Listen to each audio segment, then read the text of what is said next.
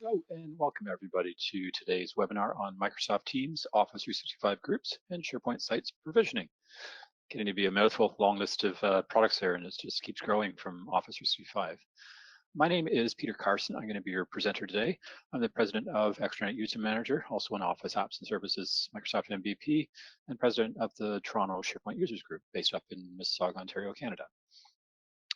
Quick introductions on the Extranet User Manager side is not actually the topic for today. We're going to touch on it a little bit, but just want to socialize people, if you haven't joined one of our webinars before, on the company background. We've been around for over 10 years now, developing products for extranet and external sharing scenarios. Originally SharePoint on-premises, then into Office 365, and even more broadly than that now.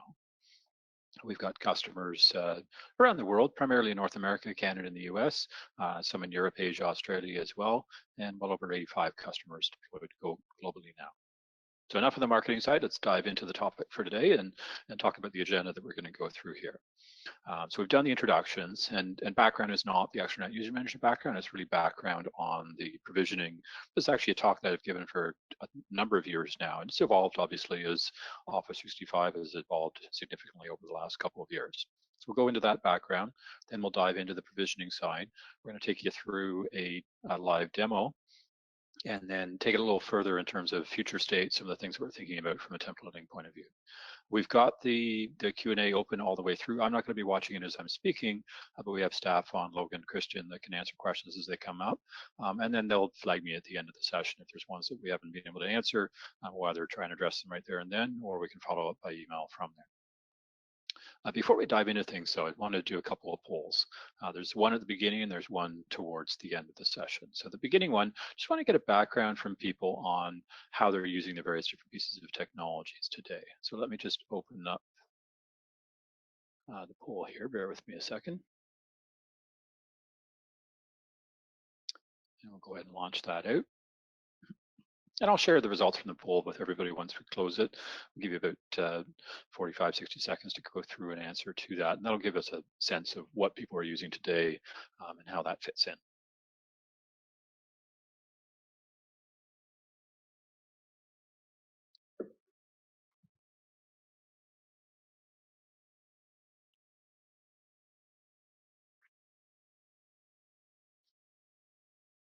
Okay, let me give you about 15, 20 seconds, get the last few people to vote in there.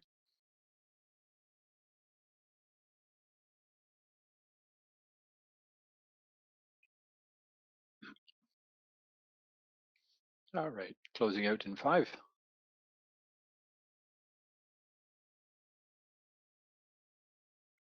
Perfect. So let me share that back out. You know, this is a trend we've been seeing for some time now, that the Office 365 side of the house is actually exceeding the on-premises, and that's continuing to swing there. Obviously, lots of folks both on-premises and in the cloud, given the numbers there.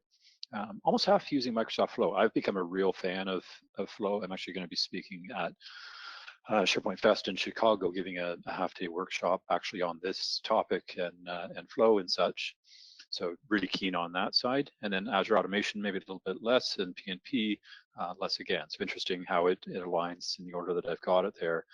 So hope to educate everybody on all 5 of those technologies, and we'll dive into the session from here. So let me just hide those results, and we'll continue on the deck. So obviously, based on the poll, you know, pretty much everybody knows and uses SharePoint, either from an online or on-premises point of view. I actually like this next slide, just talking about 3 places to work in SharePoint Online. The idea of personal files that are private by default in your OneDrive for Business, your team sites, which is where you collaborate with your groups, and your communication sites, which are more about informing and engaging a broader audience. Think of it as your staff portal, your intranet. Primarily what we're going to focus on today is the SharePoint team sites, although it can apply to communication sites as well. You know, those tend to be the ones that you spin up most often. You don't tend to spin up a lot of new intranets for your organization, but you often start new projects, department sites, things like that, that fall into the team sites category. So in a team site, the idea is that by default, all members are content authors. It's not a publishing place. It's not a highly curated space. It's intended as a collaborative space where everybody's equal and everybody can contribute to content that's in there. It could be a department collaboration site, a committee site, a project. There's lots of different examples of what that could represent. And it may not just be for within your organization. It may be a site that either some or all of that you want to actually share with external clients, vendors, partners, what have you from that point of view. But that collaboration focus is the key piece around that.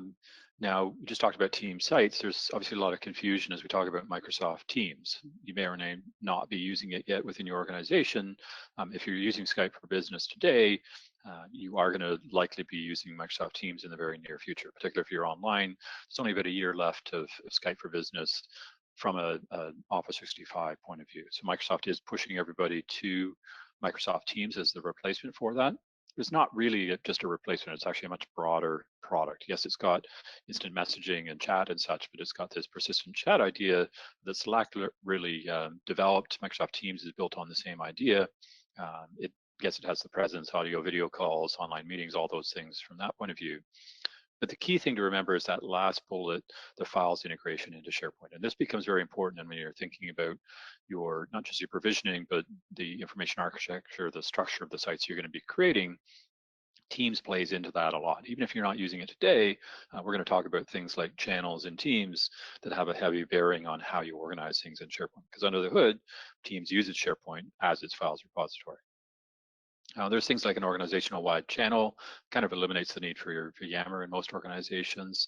And really, Teams is becoming the launch pad to Office 365 services. We'll talk about tabs and how you can set those up and configure them to different services and really make Teams the place that everybody starts and does their work in. But the key thing is that each team is connected to what's called an Office 365 group. So let's take a minute and talk about what Office 365 groups are. This is an awesome slide we call the periodic table of Office 365 groups, put together by Matt Wade, who's another MVP. So kudos to him. He's done a nice job kind of explaining when you create something, whether it's a SharePoint site or a planner plan or a team, there's actually a lot of things that get created under the hood as part of that. Whether you need them or not, all of those get created as part of the Office 365 group. Now, what the slide is showing is depending on which thing you create. Let's say we create a SharePoint team site, which is the blue. We follow the blue line down, and we get not just a SharePoint site, but a planner plan, a OneNote notebook, a stream video portal, Power BI workspace, a shared inbox, shared calendar, all as part of that team site. We don't actually get Teams by default in that, although you'll find now when you create a team site and an Office 365 group, Office 365 actually strongly encourages you to create a team for that. You'll see a little pop-up in the bottom left corner saying, hey, I see you don't have a team for this team site. Would you like to create one? So they're really encouraging you to do that. Now, if you take the other direction and you create a Microsoft team through Teams, obviously you get a team as part of that, but you also get all the other elements of SharePoint and the other components of an Office 365 group as part of that. So it's important to understand that relationship, that when you create one thing in Office 365, you're actually getting many things and how that structure works. So that's some background. Let's jump into the context that we want to look at here, particularly around project sites. That's kind of my main focus from a provisioning example, although it applies more broadly. It's one that most people understand, that they often spin up new projects and they need a spot to manage that project, to do all the communications, document management, collaboration, everything else from there. Now, as I mentioned, I've been doing this talk for quite some time now. And this is actually a slide from my deck back circa 2015 of what my wish list was for a project site. And honestly, I didn't change this slide probably for the last 3 years or so. It was only about a year ago when Teams really started to take off in the marketplace and we as an organization started really using it, realized, you know what, we've got to change this up. So back then it was very email focused. The Exchange was important. The OneNote was important, still is, and that full SharePoint experience of document libraries, custom lists, metadata, the ability to share that with external users, and maybe link in external systems through that SharePoint repository. How that's changed now, though, is that Microsoft Teams has really driven a change around that. Yes, we still have a templated SharePoint team site as the core of that. We've got those full document libraries, any sort of custom lists for things like tasks, issues, risk decisions that we want to make as part of that. Still have that ability to share those with external users. But Microsoft Teams has really come to the forefront from a project member communication point of view. We still have OneNote in there because we're creating Office 365 groups. We get things like Planner, which is great for simple task management, Stream for, in our scenario, we use it a lot for conference call recordings. We still have Exchange, although that's certainly dropped further down the list. Teams is where most of the project communications tends to happen. And we still got the ability to link in external systems. Probably the biggest difference, though, is that SharePoint team site, to a lesser degree, kind of moves away from that role of being the central hub that everybody starts their project work in. And Teams actually becomes that spot. You can see the files there. We'll take you through when we go in the demo what that looks like. We can have tabs for things like the OneNote, the Planner, the Stream, all as part of that Teams interface. So I've thrown out a couple of different tools there. I just want to circle back and explain a bit more on that. Like I mentioned, I'm a huge fan of OneNote. We, as Envision IT, which is the parent company of Extranet User Manager, do a lot of consulting projects. And the first thing we do is we create a client site that has a OneNote for it. And all the notes about that client, all the projects that we're working on are kept in that OneNote. Co-authoring is awesome. So as different people are editing, they can live see their changes as they're going through there. It can be synchronized, so it can be offline. I can have it in my iPhone, in my laptop, in my desktop computer, and they're all pointed in the same spot. So it's really great from a digital note-taking point of view. And the product is completely free. You don't need to even buy Office 365. You can actually just download it from Microsoft as a Windows app and start using it personally as well. Planner, I mentioned, is a simple task management tool. The idea is that it's not going to be a replacement for Project Server, where you want to do resource leveling of people across projects in a big project management office type of scenario. That's not the intent of Planner, but you're spinning up a project and you've got a number of buckets of tasks that you want to manage through there. This gets created as part of it. I encourage you to have a look at it, and it could very well make sense for managing a project. And it does have an overview that goes across multiple plans. You can see how things roll up from that point of view. And then Stream itself is a very broad product. I mean, you can do live streaming and on-demand events. We could potentially do an event like what we're doing here today through Stream. Old habits die hard. We're still using GoToWebinar from that point of view. Where we really tend to use it, though, is when we record from Teams. So often when we're doing client calls, reviews of their existing systems, demos of work that we're doing for them, we tend to record those calls. And that becomes very valuable to be able to go back and look at. The cool thing is when Teams records that call, it actually puts it into Stream automatically. It does a speech to text conversion, so we can search it. We can assign it to a group or to a channel to tie it back to that project site that we've got it with. I mean, it really pulls everything together from that point of view. So we've got these different elements. Let's talk now about how you provision them. So I want to actually start first back with Matt's slide here of, when you create something, what else gets created? And the first thing we're going to do is put a big X through that. And not that I'm dissing Matt's slide, it's a great slide. What I'm dissing is the ability to have self-service open for everybody in the organization, because it tends to cause a lot of orphan sites, orphan teams, things like that. You don't want to just let people create Office 365 groups, create SharePoint sites, create Microsoft Teams willy-nilly without any sort of process and governance around that. You want some structure around that, or it's just going to get out of control. We've got some engagements going on now where we're actually going and doing some inventory to try and tidy up a mess of hundreds and hundreds of teams that are redundant, unused, just because they didn't have any control in place around how those get created. And that's really what today's talk is about, is how do we provide some structure to that experience. And the first thing is, by turning it off, we're not saying, hey, let's just do manual IT provisioning where everybody sends one poor person in IT emails to say, hey, I need this, hey, I need that. That's not scalable and governable either. You need something different from that. And that's what we're really going to talk about here today, is this idea of having a request form that anybody can fill out to say, hey, I need a new Microsoft team, I need a new team site, I need a new planner, whatever the scenario is, allow them to fill that out, but have a request process around that. Write that to a SharePoint list, have a flow workflow that fires off from that, use some Azure Automation and some PowerShell to actually automate that process. So it becomes very easy for an approval to happen, and then it gets created in a standardized way so everybody understands how that's set up and how that works. And you get all those elements nicely configured and all tied together. So we've open sourced this whole solution. It continues to evolve. We have a number of clients over the years that have contributed from a co-development point of view to help fund particular features that they're interested in.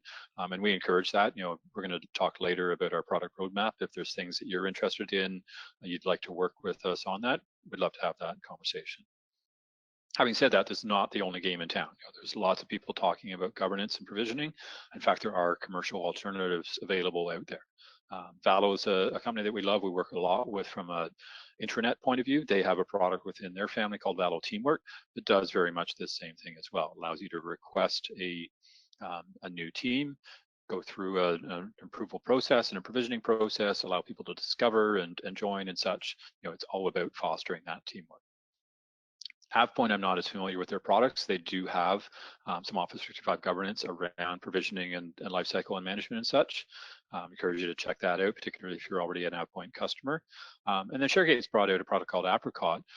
It's more an after the fact. When I was describing that scenario before, where you had, sprawl has happened and you didn't have any limits on the self-serve, and you're trying to figure out how to clean up this mess.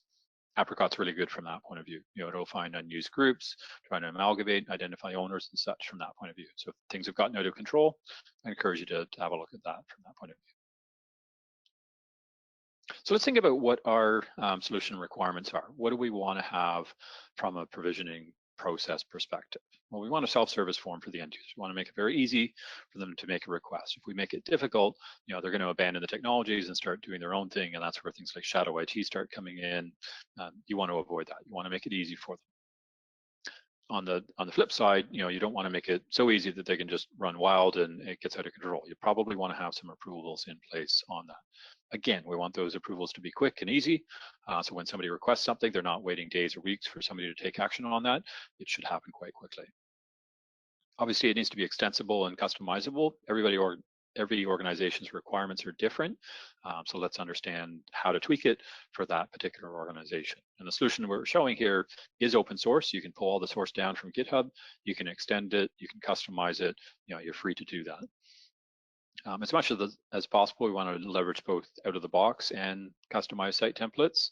And obviously, we want to support modern. That's the direction that Microsoft's going in. So modern sites, Office 365 groups, and Microsoft Teams. The last point is more from a technical point of view.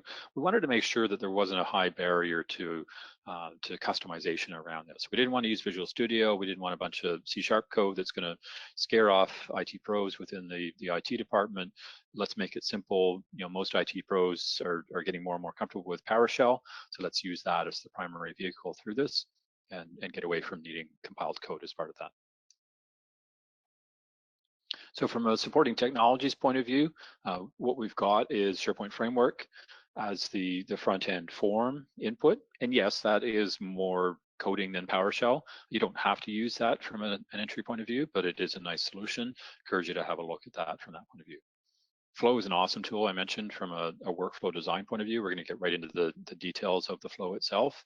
And then PowerShell running in Azure is how the nuts and bolts actually happen, how things get provisioned. So what we have is a SharePoint list that's used to track existing sites and new site requests. So when somebody fills out that form, either directly through the list or through the SharePoint Framework web part, that's basically where the request starts.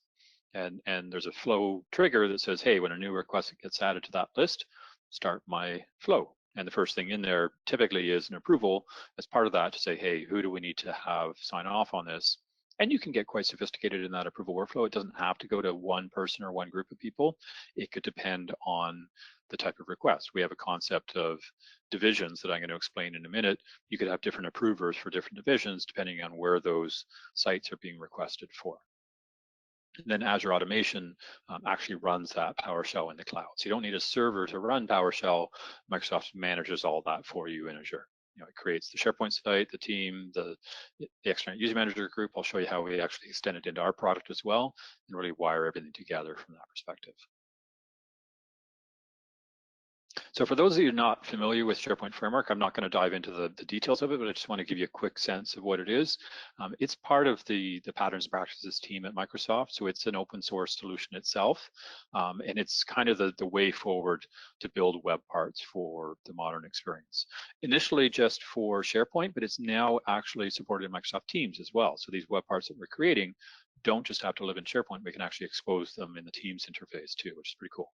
So there's a whole life cycle of how you deliver those, deploy them, set them up on your site from there. So what we've got as part of our solution is a site request form. So you choose a division. Within that division, you've got a number of site templates you can choose from.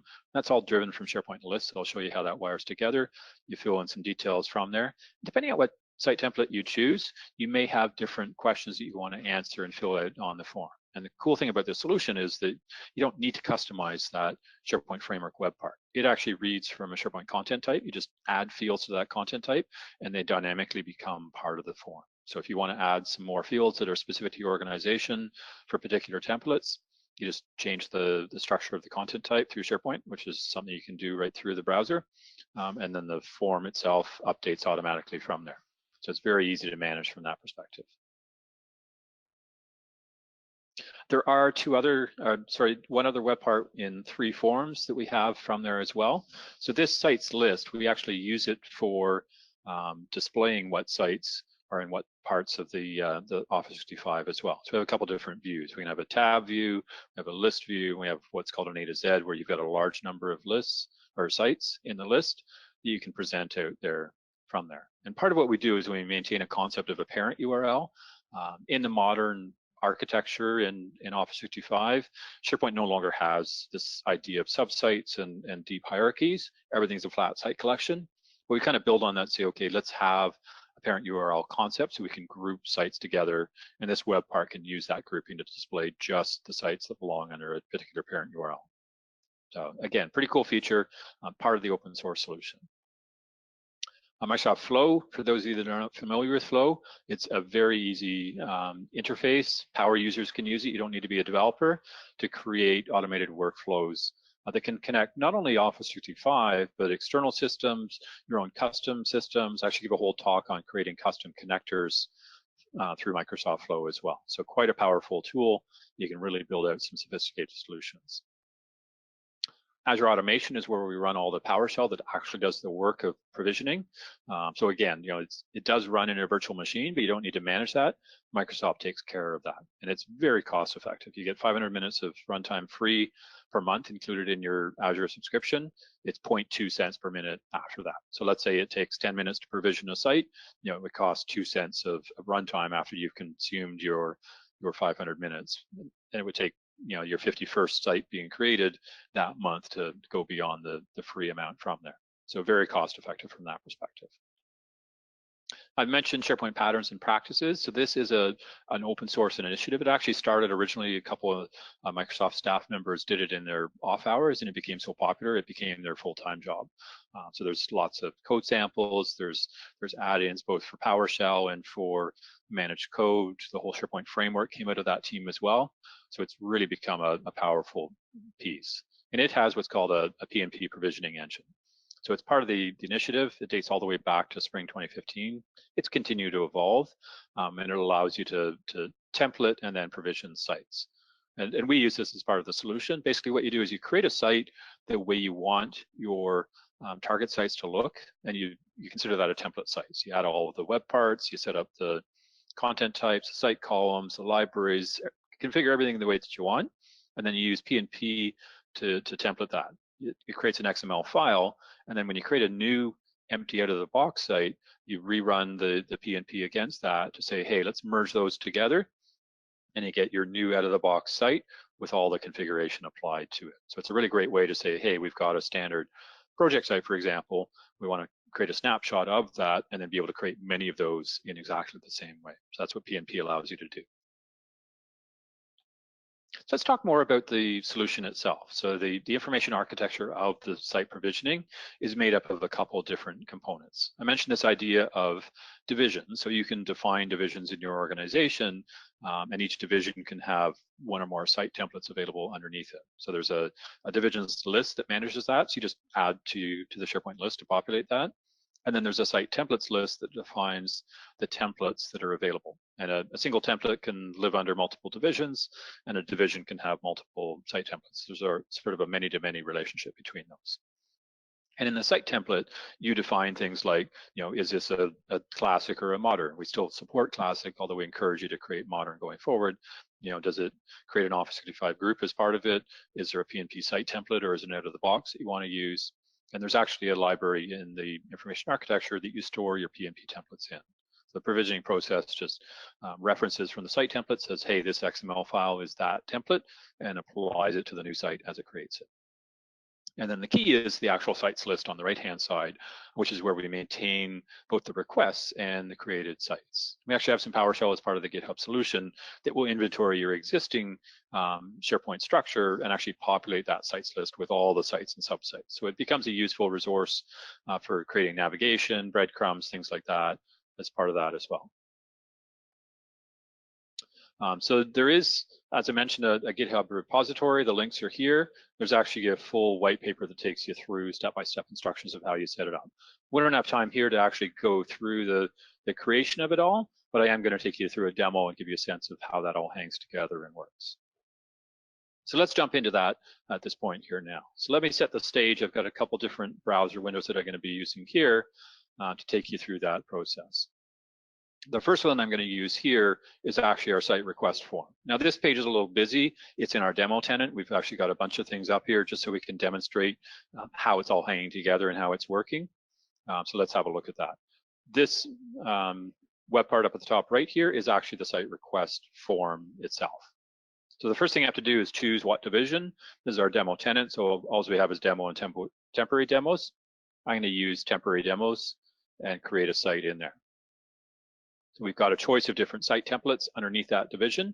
Once we've got the out-of-the-box modern team site, modern communication site, we actually have an Envision IT template for how we set up a client site, and we have an extranet user manager group site that I'm going to do later as well.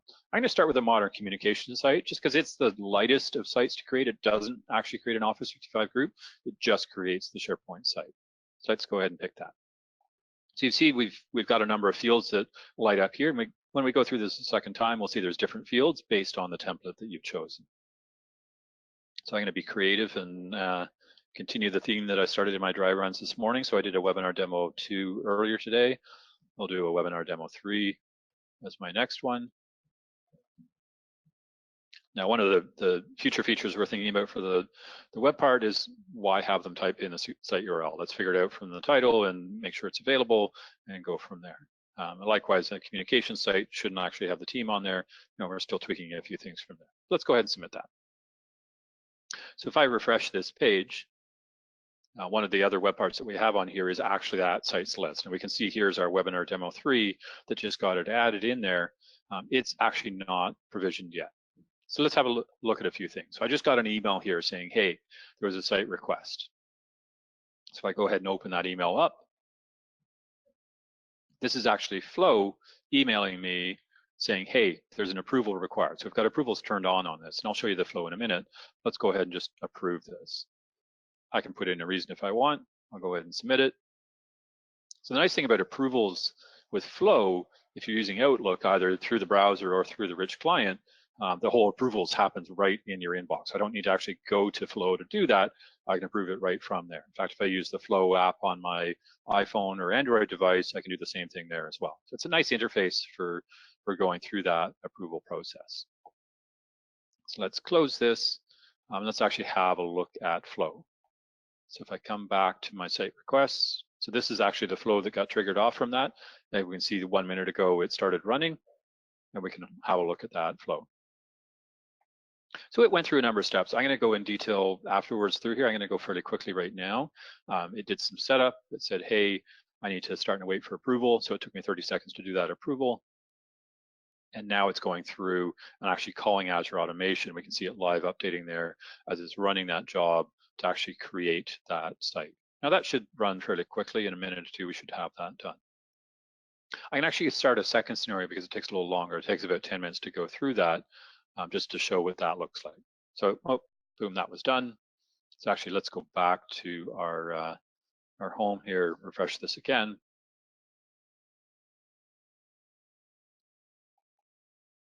And we can see that's been provisioned. It's got the proper site URL. It actually created a breadcrumb URL. We can use this from a navigation point of view. So as I mentioned, there's this concept of parent sites. So this site that I just created lives underneath the temporary demo site. It's not actually a subsite. It is a peer top-level site collection.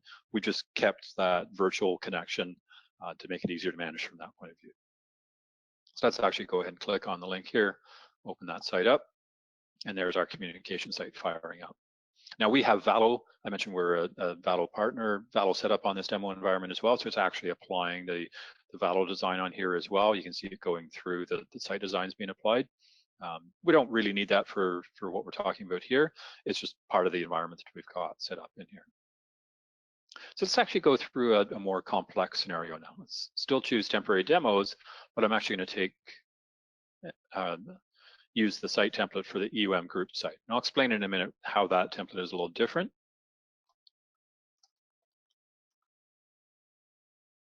I always lose track. That was 3. I should use 4. Yes. So you can see I've got a lot more fields on my form here now because it's pointing to a different content type that has different fields to be captured. And the other thing is this is a Office 365 group, not a communication site. So rather than providing a site URL, excuse me, I need to provide an alias because it's actually going to create an Exchange mailbox as part of this as well. I want this to be a public group from an Office 365 groups point of view, and I want to create a team. I want to do the persistent chat, have that whole team's experience as part of that. Now we've got some summary and description fields. I'll just quickly fill those in with some dummy text. And this is where we get to the extranet user manager side. So our product is all about how can you make this site now accessible to people external to your organization. And you may not know who those people are. You may want them to be able to self-discover and register for it. So let's say, okay, yes, we want this particular site to be available for registration, and we want it to be publicly available. Anybody can discover it and join it, but we want to have approvals on before somebody comes into the site. I want to sign off on that. I could put a specific email in there. I can just leave it blank and let it go to the general approval for the extranet user manager. So let's go ahead and submit that off.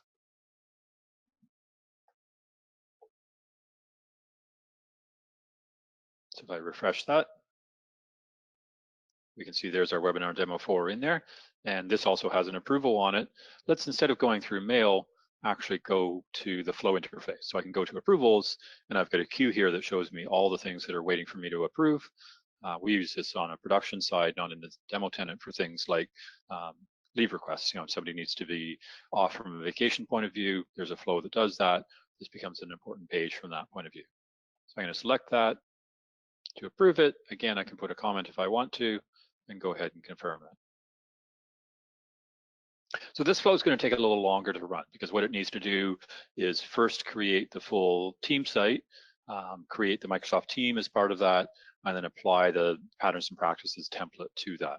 And there's some weights and some checks that we need to do because part of provisioning, things happen asynchronously in the background with Microsoft. So you try and charge straight through everything, things are going to fail on you. So we've had to tweak the scripts and adjust them to look for certain things to be finished before we continue to the next step to make sure everything hangs together from there. So while that's running, it's going to take about 10 minutes to go through there. Let's spend some time and actually go through the flow itself, because this is sort of the key part of the whole process. So I'm going to edit this flow. So this is the interface you use to create a brand new flow or to edit an existing one. And as you can see, it's a nice designer. It's very easy to drag and drop and click and configure items through here. And every flow starts with a trigger. So the trigger here is that, hey, that site's landing site, that's where the sites list lives, where new requests get entered in. So when a new request goes in, it's creating an item in that SharePoint list, and that's a trigger for this flow. So what do we need to do from there? Well, we found that sometimes that flow triggers and not everything's gotten populated properly in that list. So let's actually go back and make sure that we've got all the current data from there. So take that ID that came from the trigger and go retrieve a fresh copy of what's in that SharePoint list. We want to set up some variables through here. So we want to keep track of, has this site been created or not? It could be that the site was provisioned outside of this process and we're just updating the list to reflect it, in which case we don't want to re-provision it, it's already there. So let's have a look and see if that site's already there. So we keep a variable for that. The next one we keep is for approval comments. We're just initializing it here. We're actually going to use it later in the flow. We need to initialize everything at the beginning of the flow. What site template is being applied, because we've got some steps I'll get to later that actually look to say, hey, is this an external user manager group site? I need to do some special steps in there, so I need to know what template it is. And then the last one is setting up what the group name is for that scenario. And what we do is append a little bit of text along with the title to create a unique group name for this in external user manager. Because what happens under the hood, when you create a group in Extranet User Manager, it actually creates a group in Azure AD. We don't want that to conflict to the whole site in Office 365 group that we just created. It's actually just for the external users. It's not the main group itself. Okay, so that's kind of setting the stage before we get started. Then we come into our first condition. Think of it like an if-then kind of statement. So we've got a condition where we say, hey, let's look at that site created variable. If it's equal to empty, it means that this site hasn't been created yet. If it's not equal to empty, it already exists, come down the no path, which means don't do anything else. You don't need to do anything. You don't need to send any emails. You're basically done. But if we come down the yes path, the first thing we have to do is start and wait for an approval. So that's what generated that approval email to me, and I can customize the body of that. We've got some detail in here where I'm actually taking past values that were entered in as part of the form and making them part of the title, the details, the link for the item is all things that I can configure and build through these expression builders in here. So when I click into an area here, I actually get this dynamic content window that opens here. I've got access to all the various different variables, items, and such from previous in the flow to be able to configure where it goes from here. So it comes through that approval. You can just decide this particular one is the first to respond. So if it goes to multiple people, doesn't matter who approves it. As soon as somebody does, we're done. You could say, you know what, it's going to a group of 3 people and we need all 3 to approve it before it goes forward. Then that's the scenario you would define in there. This one is only going to collect one response. Excuse me. But we still have to put it through a loop to collect those responses, those comments that were filled in by the approver. And then we want to look at the outcome of the approval workflow. So if the outcome is equal to approved, it means, yep, it was good to go. We're going to come down this path. If not, we're actually going to send an email back to the person that actually initiated the request, the created by email address, to say, hey, sorry, your site request was rejected, and here's the comments as to why. But if it's yes, yeah, we actually want to create that site, what we're going to do is call out to Azure Automation. I'm going to show you this in a minute, but basically you tie it into your Azure subscription and say, hey, I want to run a particular runbook that has some PowerShell in it, and it knows what runbooks are available, so it's actually live connected into my Azure subscription. And I want it to pass through the ID of the list item that identifies the site that needs to be created. So then the PowerShell can read into that same SharePoint list, get all the information it needs to be able to then create the site. We keep coming down. Once that Azure Automation is done, it actually writes some things back into that SharePoint list. So we want to get the latest copy of that item back from the list again, set a variable from that to say, hey, was the site created or not? Because if something failed in the Azure Automation, it's not going to update that site created date in the list, and we're going to take that as a failure. So if we come in here and we say, hey, if that site created is still not equal to empty, is the yes path, it's filled in, we're good to go, sort of a double negative there, sorry. And if it's no, it means something failed. In this case, I'm not sending an email to the requester, I'm actually sending it to the administrator of the site saying, hey, something blew up. You need to go look at the logs, figure out what went wrong, because somebody asked for a site, it got approved, but it didn't actually get created. So you got to make sure you've got some error handling in there as part of that. If we came down this path, yes, it got created, fine.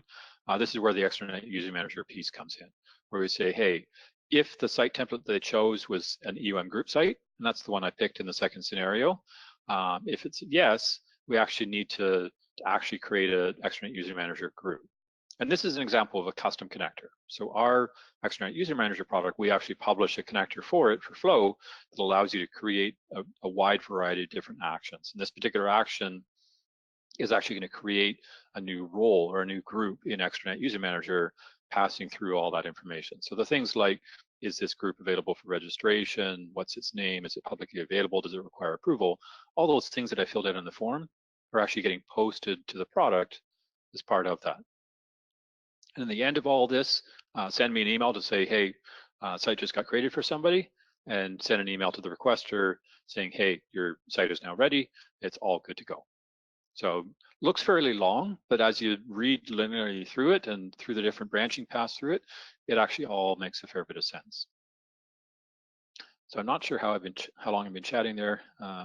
Just around 8 minutes. So that one is still running a bit as we go through there. So let's actually then look at the Azure Automation side of things. So this is where the real technical work happens. This is where the actual provisioning of the site occurs. So we've got a number of what's called runbooks. Each runbook represents a PowerShell script. We've got the main one called create site, which is what the flow calls out to. I've also got a helper script that has some helper functions that get used by multiple different scripts. We've got a test one we'll talk about later for creating a channel in Teams as part of that as well. But let's have a look at the create site runbook. Oh, it actually just completed as we were talking there, but I can actually do a quick view on the script. Won't take you line by line through all the PowerShell. Basically what it's doing is it takes a parameter, which is the list item of the new site that it needs to be created, and it reads into that SharePoint list and pulls back all the fields that it needs to be able to do its provisioning. And then it basically goes through a process to say, hey, I need to create a site. So I'm going to set all these variables that I use through there. And then further down in here, it actually decides what type of site it's going to create. So am I creating a classic style site? Go ahead and create that. A sub site, go ahead and create it. Or it's a modern site. Is it a communication site or a team site? You know, and these are some of the retries that we talked about here, where it's checking to see that things are properly completed through there. Once the site is created, set up things like the administrator on it. We need to pause again before we apply the PNP site template to that, which is what creates the customized version of that site. There's a few other steps that we do if it's our client site template that the PNP template doesn't accommodate. And then down here is where we actually create the Microsoft team. So we actually call out, again through PNP, to actually create the new Microsoft team and connect it to the Office 365 group that just got created. Update the master site list, which is what tells the flow whether this worked or not. You know, set the site created date, and then spin through and continue on from there. So that's really the whole process that it goes through from that point of view. So let's have a look, just refresh this page on that site that got created and what that looks like. So here's our webinar demo 4 that we just finished. So this is a modern team site, but the homepage has been customized. The web parts have been changed on there. We've taken out most of the standard team site web parts on there. We've left the activity feed because we find that's a really useful one. It shows us, you know, new documents, new list items and such that have happened on this particular team site. And then we've added in a SharePoint Framework web part for our extranet user manager product. What this allows us to do is invite in net new users, edit existing users, email them, you know, get the registration link, edit the group, do all the things from a product point of view around this. So let's have a look at this actually from an outside point of view. You know, the scenario I said when I created this group was I wanted it to be publicly available, any to be able to discover it, and people to be able to go through and join that group. So what I'm going to do is open an incognito window, and I'm actually going to go to our landing site here. So this is a publicly available site that anybody can hit to discover these groups. So this could be linked off of your public-facing website. It could even be part of your public-facing website and connect in from that perspective. So if I start exploring here, come into my public groups area, we can see here that this webinar demo 4 is the group that I just created. And because I said it was publicly available, it shows up on this page. I don't need to be signed in. Anybody can come to here. Now we have this concept of public versus private groups. So you can also mark a group as private, in which case it wouldn't show on this page, but you get a private URL you can share with people, and they can then register and sign into the site from there. So I can click on the link here, say, hey, I want to join this particular group. Now I didn't fill any details in on what that looks like, and it actually takes you through an onboarding process through here. So I can sign in with a new email. It'll go through that whole Azure AD B2B scenario for me. Let me join that group after the approval's been provided as part of that. So that's sort of a broader context from there. I'm not going to go deeper here because that's a whole nother talk in itself. I just wanted to give you a sense of, how we branded and customized that page and what that looks like. Okay, we've got about 15 minutes left. Let's switch back to our PowerPoint presentation and take you through sort of the next phase of the evolution. We haven't built all this. This is sort of our vision to the future, and I want to share it and get some feedback from attendees on what their thoughts are around that. So it's really around groups and teams governance. So if we think about it, when you create a Microsoft team, an Office 365 group, a modern team site, as I mentioned, our Envision IT side of our business is a consulting organization. We do that for each of our clients. And we also have a OneNote notebook, a stream group, and a planner plan that we tend to use as part of that as well. So what are the things that need to happen as a new project started? Well, what we do is we only create one project site, one client site for each client. So as we start new projects, we actually use the channel concept in there to build out additional projects from there. We want to create a channel in the team for that, which creates a folder in SharePoint. We want to create a new section in the OneNote that's used for that client OneNote, and create a new channel and stream for any videos, and a new plan and planner, and basically set up all the tabs to connect that all together. So what I'm going to do is I'm going to actually share my live Teams interface just to give you a sense. Or actually, sorry, no, I've got it on the demo tenant. Let's come over here, and I will fire up my Teams and go ahead and open that up.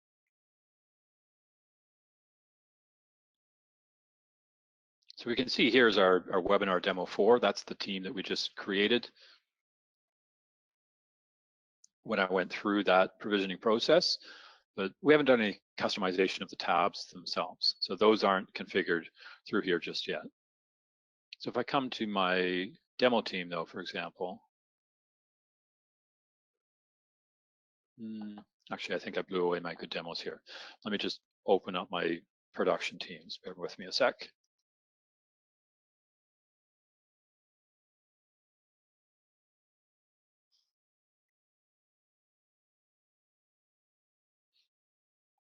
Just launching out here on my other screen.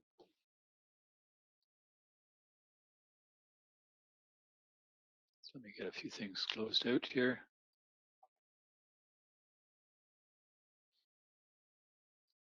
And I'm going to use one of our not-for-profit clients as an example. Okay. So this is the Teams client. This is actually our live. So we've got teams for our departments within our organizations, things like our consulting, development, management teams. Then we have teams for each of our clients. So we use the site request process that I was just showing you in our production tenant in the same way. So when we onboard a new client, the first thing we do is fill out the form, and it creates the client site. We have a PMP template defining how we want that to be structured. And here, for example, I've got Futurepreneur as an example. So they're one of our clients in the not-for-profit space. We've got a number of projects going on for them. So we always have a general tab. That's how things start from there. And then as we're doing projects, let's say, for example, we're currently working on a new application portal for them. So what we want to do is create a new channel in Teams for that. So I can come through the interface here and just say add channel. But we want to add a little more structure to that, because when we create that channel, what it's going to do out of the box is going to create a folder in SharePoint for all my documents. So I can see all the documents related to the project in here. But there's a couple of other things that get created in here that we have to do manually ourselves right now. And I'd actually like to see that as part of the provisioning process. I mentioned we use Stream fairly extensively. So as we're doing calls with clients and reviews and things like that, we record those through Teams, and we put them into a channel in Stream and tag them so that they can show up. And then we can actually put a tab into Teams here, and I can see all the kickoff calls, sprint demos, things that we've done with the client and actually go through those recordings and go back and look at them. I can search them because the speech is being converted to text. It becomes a really powerful concept from that point of view. We've got the OneNote, so I can view the OneNote right through the Teams interface, and I've got all my notes around the connections in there.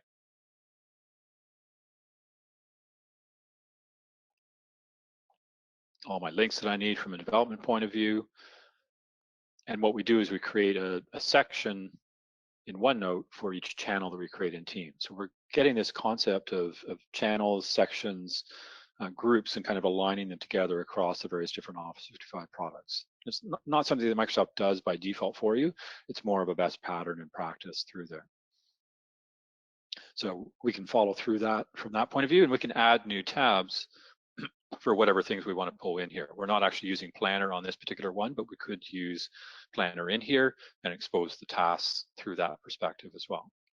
So if I come back to my PowerPoint here for a sec, when we think about the different Office 365 group elements that we just saw through there, we're creating a team for each client, we're creating a channel for each project.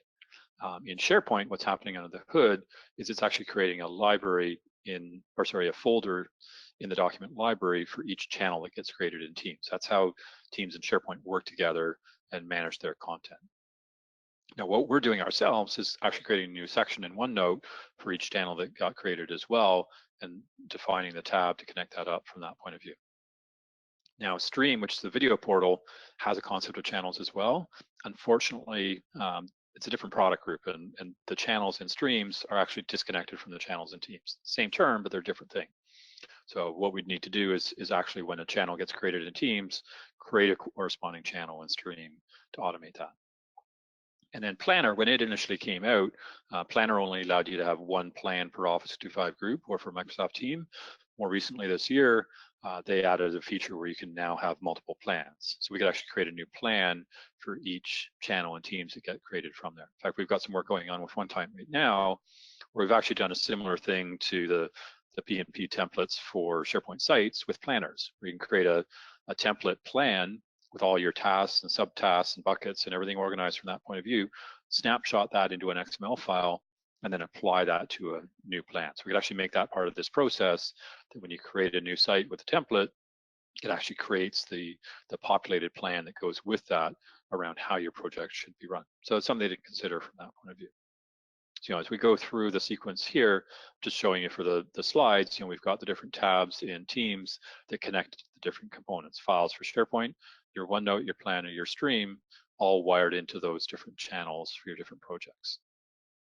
And within SharePoint Online, what happens is you end up with these folders created for each of those Teams channels that get created.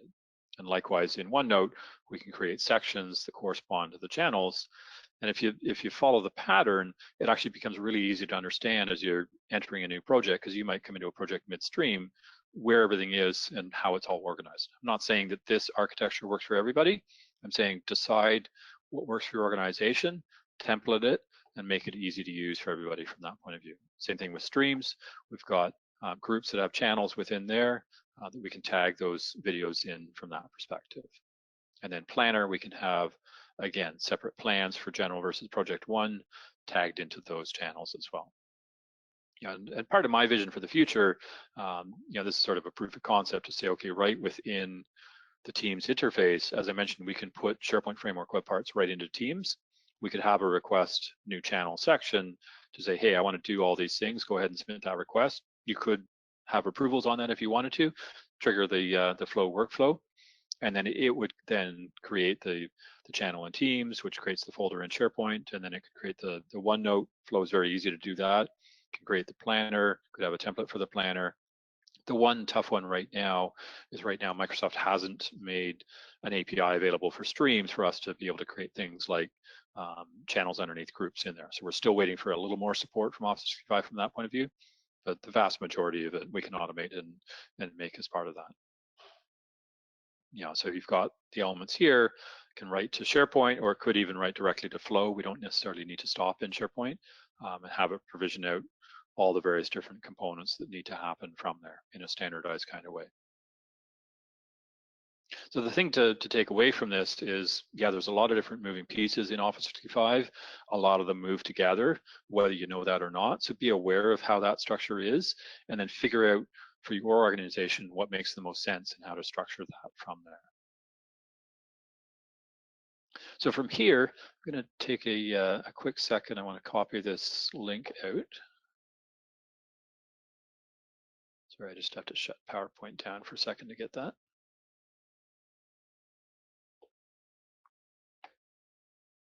And I'm going to chat this out to the entire audience.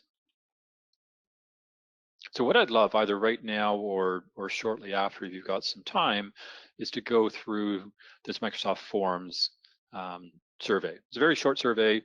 Just capture your email address, and we've got your registration. Otherwise, we can tie you together from that point of view. And there's a little bit of feature prioritization I'd love to get people's feedback from. Also curious if you've already downloaded the white paper or played with the GitHub solution. Can we get some feedback from that? It would be awesome to understand what that looks like. We're also putting out an offer to all the webinar registrants.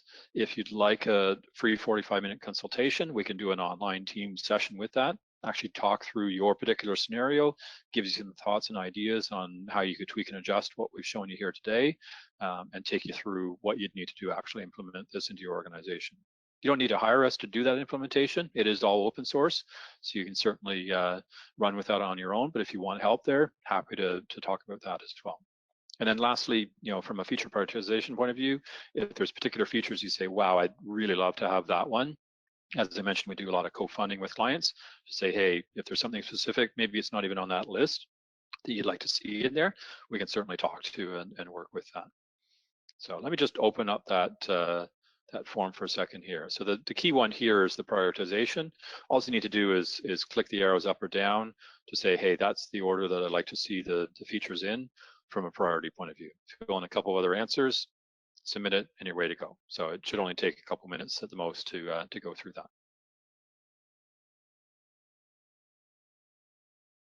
So let's do a quick wrap up while you're filling out that survey. Wrap up points to bear in mind.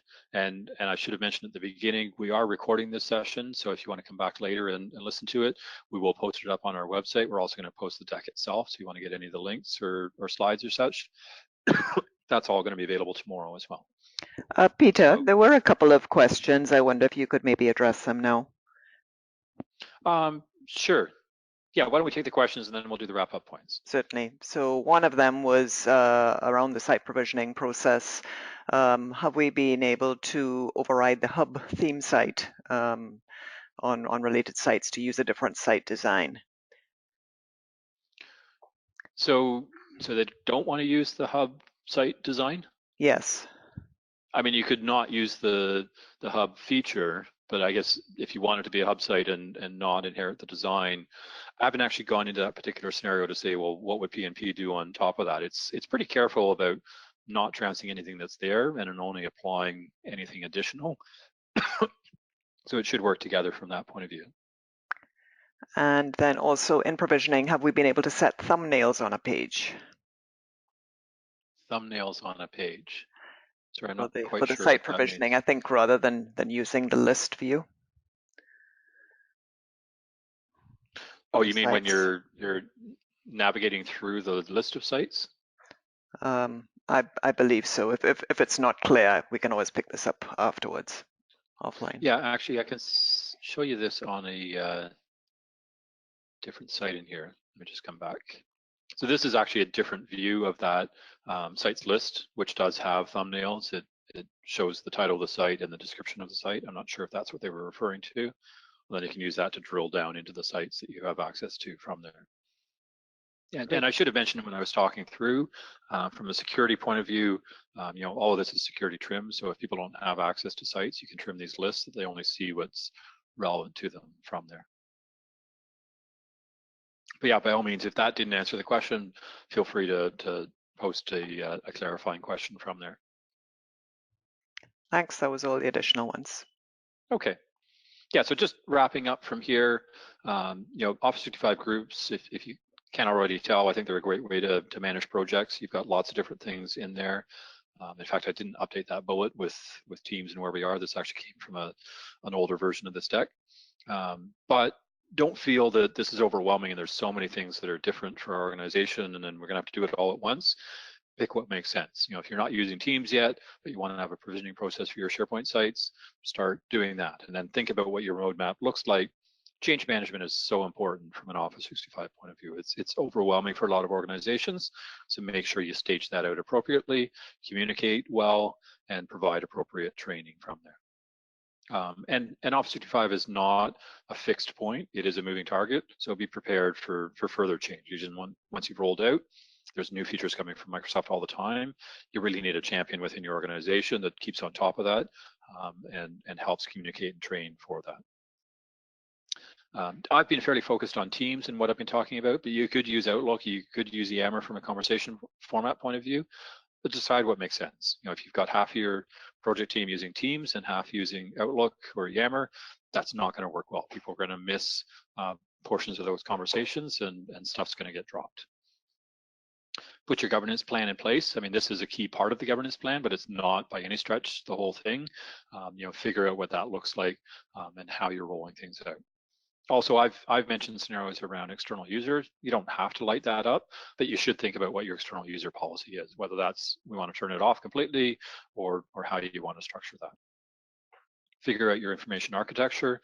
I showed you the IA for the site provisioning itself, but think about what the site templates information architecture looks like, and then the broader IA of your Office 365 as a whole. And then I'd strongly encourage you to build a provisioning process. As I mentioned, you don't have to use ours. You could use a third party. You could roll your own. I hope what I've shared today illustrates the value of it. And there's a lot of resources available through the GitHub and through the white paper to help you with that process. We're right at the top of the hour, just wrapping up some upcoming. We're going to do our next webinar early October on an EUM test drive. The idea is that you'll actually be able to test out a lot of what I've shown you here, being able to experience our Extranet User Manager product, the site provisioning process, inviting users, bring them into an environment, and actually try all that for yourselves. We're going to be announcing a new revision to the website and that whole test drive in that October webinar. Going to be down at Ignited in November. And as I mentioned, I'm speaking down at SharePoint Fest Chicago. I am doing this as one of the talks, an entire flow talk, custom connectors workshop, and an external sharing talk. So if you're at the SharePoint Fest in Chicago, by all means, come check out some of the sessions. And from there, I'll wrap up, say thank you. We touched on questions there. If there's other follow-on questions, please feel free to reach out through email. Happy to respond from there. And if you haven't had a chance to fill out the survey yet, please encourage you to do that. It really helps us to get feedback to understand, are we going in the right direction? What's a priority? What makes sense from there? So from there, I want to say thank you to everybody and have a great rest of your day.